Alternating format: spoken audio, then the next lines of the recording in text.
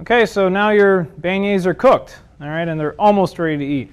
So now, they got a nice golden brown color. So now we're just got to hit them with powdered sugar. So they're pretty cool now.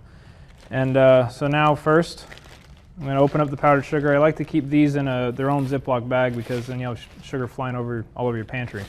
All right, and now, so just open that up. And my preference is to shake them in a brown bag, but you can use actually a Tupperware, really anything.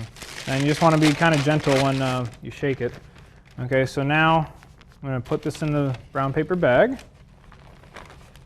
And this is your own preference too on how much sugar you want. You can just lightly coat them, or if you're like me, you like to cover them all over the place. So I'm going to throw these in there, just one at a time because of the kind of a small bag. Shake it up a little bit and open it up.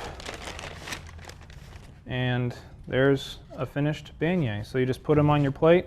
They're ready to serve. So when you get a whole plate of these, everyone knows they'll be ready. So you just say, aye! And that's how we do it on the bayou.